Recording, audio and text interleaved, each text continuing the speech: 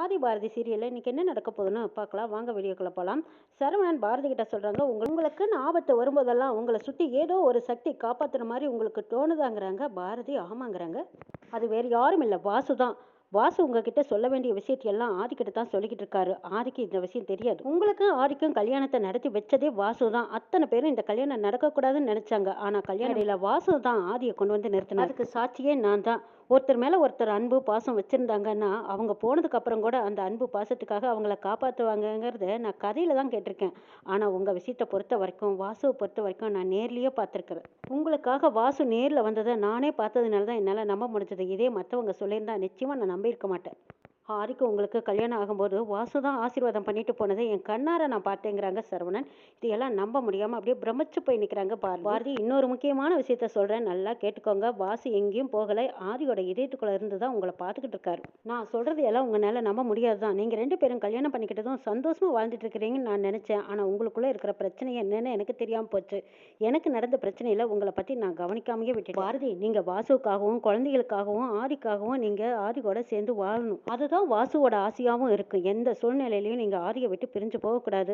நீங்க ரெண்டு பேரும் சேர்ந்து வாழ்வீங்கிற நம்பிக்கை எனக்கு இருக்கு. பாரதி அங்க சோகமா இருக்காங்க. பாட்டி குழந்தைங்களோட வந்து கேக்குறாங்க, என்ன பாரதி ஏன் சோகமா இருக்கேன்னு கேக்குறாங்க. அதெல்லாம் ஒன்னும் இல்லை, தலை வலிக்குது, நம்ம வீட்டுக்கு போலாங்கிறாங்க. என்ன பாரதி, இன்னும் செய்ய வேண்டிய பரிகாரங்கள் இருக்கும்போது பாதியிலேயே வீட்டுக்கு போலான்னு சொல்றீங்க.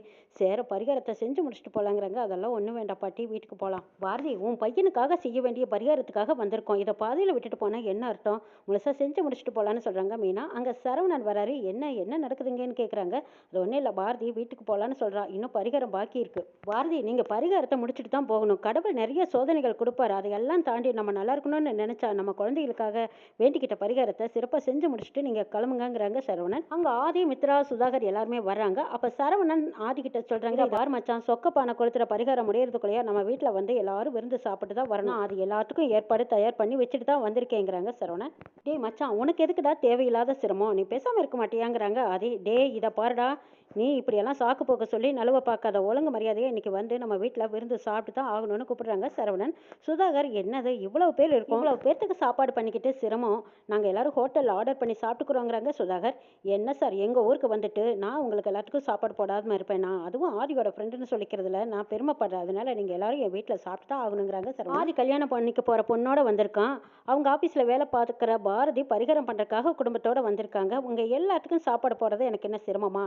முதல்ல எல்லாரும் கிளம்புங்க, வாங்க நம்ம வீட்டுக்கு போய் எல்லாரும் சாப்பிட்டு தான் வரணுங்கிறாங்க. ஏண்டா இதுக்கு எதுக்குடா இவ்வளோ தூரம் பேசிட்டு இருக்கேங்கிறாங்க ஆதி. சரவணன் கொஞ்சம் தள்ளி வந்து ஃபோன் பேசிட்டு இருக்காங்க. ஃபோன் பேசிட்டு இருக்கிறத பார்த்த சுதாகரும் மித்ராவும் சந்தேகப்படுறாங்க. இவனை பார்த்தா எனக்கு சந்தேகமாகவே இருக்கு. இப்போ யாருக்கிட்டயோ வேற ரகசியமாக ஃபோனில் வேற பேசிட்டு இருக்காங்கிறாங்க மித்ரா. இவனெல்லாம் ஒரு ஆளா, இவனால என்ன பண்ணிட முடியும்னு சுதாகர் சொல்லிட்டு இருக்கும்போது அவங்க ரெண்டு பேரும் சந்தேகப்படுற மாதிரியே இந்த பக்கம் சரவணன் பேசிட்டு இருக்காங்க. மச்சான், இங்கே பாரு, விருந்தாளிங்க வர்றாங்க, அவங்களுக்கு போதும் போதும்னு சொல்கிற அளவுக்கு நீ சாப்பாட்டை போட்டுற, அதுக்கப்புறம் அவங்கள அனுப்பி வைக்க வேண்டியது நம்மளோட கடமை. இப்படி சொல்லிட்டு இருக்கும்போது மித்ராவுக்கும் சுதாகருக்கும் ஏதோ சந்தேகமாக தோணுது. ஐயோ, என்னென்ன இது, சாப்பாட்டில் எதையாவது கலக்கி நமக்கு கொடுத்துட்டா நம்ம தப்பிச்சு வருவோமா? இவன் இன்னமும் பேசுறத பார்த்தா அப்படித்தானே சந்தேகமாக இருக்குதுங்கிறாங்க மித்ரா.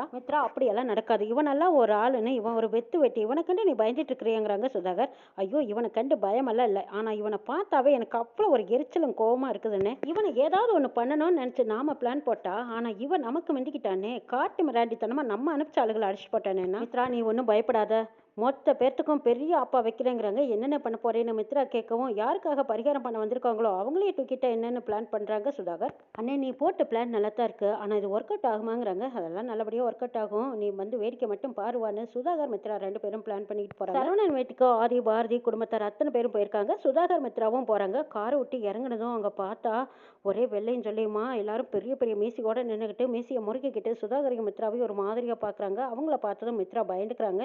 என்னென்ன இது, இவங்களையெல்லாம் பார்த்தா ஒரு மாதிரியாக இருக்கே, இந்த வீட்டுக்குள்ளே நம்ம போய்த்தான் ஆகணுமாங்கிறாங்க. நீ ஒன்றும் பயப்படாத மித்ரா, வா, அதான் சரவணனும் ஆதி இருக்காங்கள, போய் பார்ப்போன்ட்டு போகிறாங்க. எல்லாத்தையும் வீட்டுக்குள்ளே வரவேற்பு கொடுத்து உட்கார வைக்கிறாங்க. எல்லாரும் வீட்டையெல்லாம் பார்க்குறாங்க. அடே அப்பா, எவ்வளோ பெரிய மாளிகைன்னு பார்த்துட்டு இருக்காங்க. அங்கே ரொம்ப ரொம்ப பெரிய ஆளுங்களாம் வந்து மீசியை முறுக்கிட்டு நிற்கிறத பார்த்த மித்ராவும் சுதாகரும் அவங்கள ஒரு மாதிரியாகவே பார்த்துட்டு இருக்காங்க.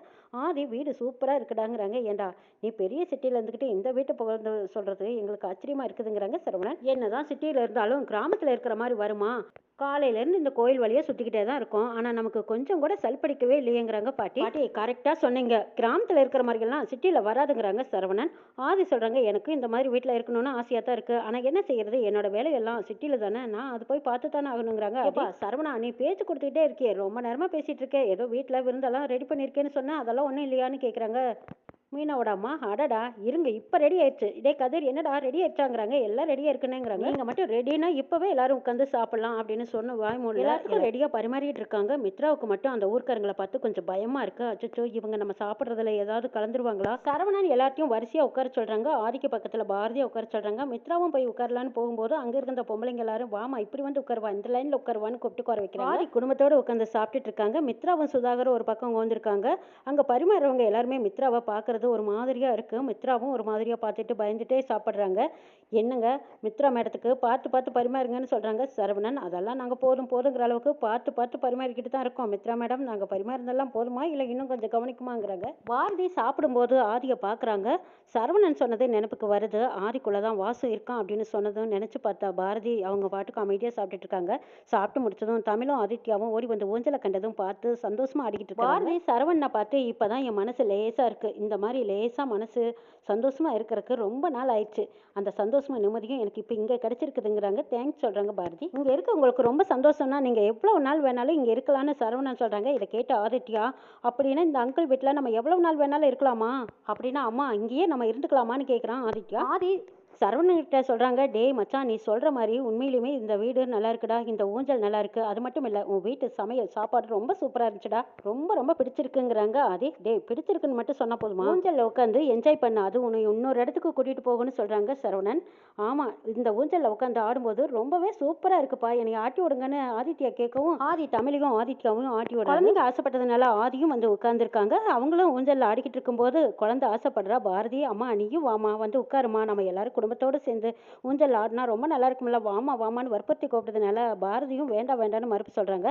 அட வாமா உட்காருவா அப்படின்னு பாட்டி வற்புறுத்தி எப்படியோ பாரதியும் உட்கார வைக்கிறாங்க. குடும்பத்தோட ஊஞ்சல் ஆடிக்கிட்டு இருக்காங்க ஆதியும் பாரதியும். சரவணன் பாட்டி கிட்ட கேட்குறாங்க, பாட்டி இவங்க 4 பேரும் ஒன்றா உட்காந்து ஊஞ்சல் ஆடுறது உங்களுக்கு எப்படி இருக்குதுங்கிறாங்க. அடடா எவ்வளோ நல்லா இருக்கு தெரியுமா, கண்ணுக்கு குளிர்ச்சியாக இருக்குது, இந்த நாள் இப்படியே நீடிச்சிருந்தா இன்னும் நல்லா இருக்குங்கிறாங்க.